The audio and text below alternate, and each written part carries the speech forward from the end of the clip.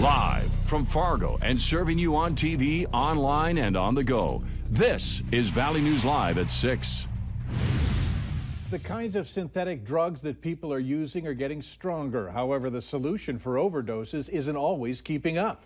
People who have taken fentanyl and carfentanil need 2, 3, sometimes 4 doses of Narcan to be revived. Paramedics say it's a guessing game to save lives. Valley News Team's crime and safety reporter Nicole Johnson shows us how the stronger drugs make the job more difficult for first responders.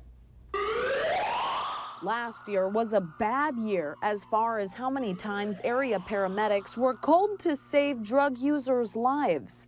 This year seems to be a better year so far. I can't say that the usage is down, just that the number of calls for us to respond to overdoses are down. While they're being called out less, they're still stocking the same amount of this life-saving drug, Narcan. We run reports to see how often we're giving Narcan. There's a lot of misinformation because it's not 1 dosage per person. You could give up to 3 dosages for 1 patient alone. Just because you give them a dose, they become awake, but then they go back down again. You got to give them another dose, they come up again. Those kinds, sometimes they do have to be transported because then they have to be put on a Narcan drip. Nationwide, heroin and other types of users have switched to synthetic drugs because they're cheaper and easier to get, but much more dangerous, leaving paramedics scrambling to figure out which drug they took and try and save their life. It's a kind of a trial and error, but typically you look around, your situational awareness, you're looking and seeing if there's any needles and stuff like that, if there's any bystanders saying this is what they took. If the person is still breathing or there seems to be hope, they'll always try Narcan, even though the drug can be costly. Nicole Johnson, Valley News Live. If the opioid crisis is called a national emergency by the president, it would allow the U.S. Department of Health and Human Services to negotiate with drug makers for discounts on Narcan.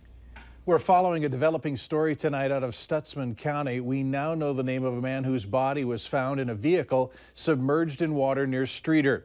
Investigators say the body of 25-year-old Garrick Bonnet of Streeter was discovered yesterday along a stretch of gravel road west of Streeter. An autopsy is being done to determine the exact cause of death. A man from Lakeville, Minnesota has been sentenced to 7 years in prison for leaving the scene of an accident involving a dead body. Timothy Barr was also facing manslaughter charges in Cass County in connection with the disappearance of a Twin Cities woman. Court documents say the Ramsey County Sheriff's Office talked with several people who knew Barr, and they said that Barr had accidentally backed over Michelle Newell when she tried hiding from him. Barr also told these individuals that Newell had stolen a pound of meth from him and hid it in the woods, and that's why she was hiding under his car.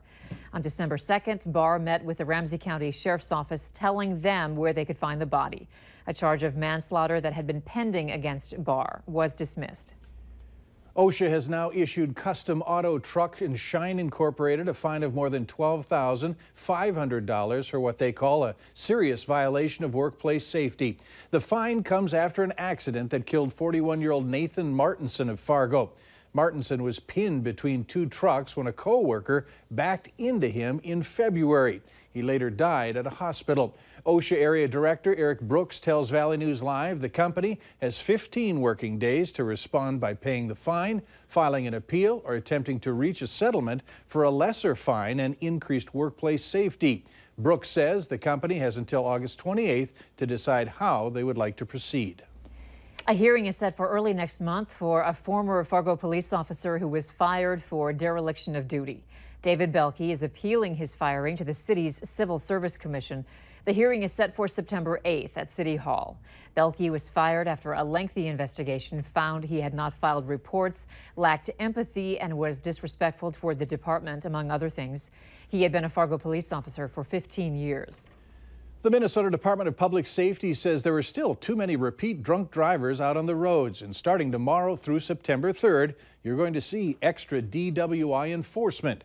The Public Safety Department says 41% of drunk driving arrests in the state are repeat offenders, adding they're trying to whittle down those numbers through the state's DWI courts. That's where they combine drug and alcohol treatment with criminal justice to help keep people from being rearrested and going back to jail or prison. You might want to steer clear of the interchange between I-94 and I-29 for a little longer. Cleanup continues following a crash there. Lanes were just reopened minutes ago. The good news is that no one was injured. How about some good news in the weather department? Let's toss it over to Hutch for a look at tonight's prospects. Hutch? We got you covered. Hey, we have temperatures ranging from the 90s in parts of western South Dakota to the lower 60s as we look up toward Duluth, where they have been socked in with clouds throughout the day. Right here, 70 to 80 degrees for almost everyone involved. As we take a look at the satellite and radar, it's very quiet tonight until we get all the way out towards Pierre. Williston seeing some much needed rain shower activity pushing through it. Not enough to put a dent in the problems with drought there, but that activity is heading our way for tomorrow. Temperatures this evening mid-70s by the 8 o'clock hour, slipping into the 60s as we go into the overnight. Things don't really change until we rise and shine in the morning. I'll have details on some rain showers that will be pushing in, what you can expect, and the weekend outlook here in a minute. All right, thanks, Hutch. And make sure you have the Valley News Live Storm Team weather app so you can keep up with the weather anytime, anywhere. You'll get the latest forecasts and conditions so that you can plan your day. Just search VNL Weather in the App Store and download it for free.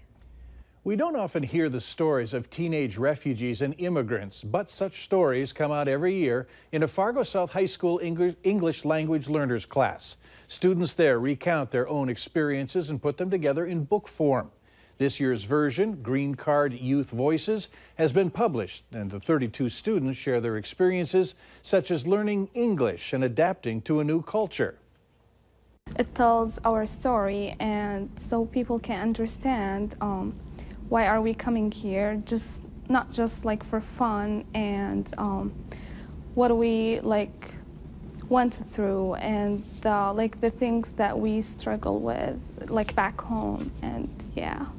To find out more about Green Card Youth Voices, we have a link attached to this story on our website, valleynewslive.com.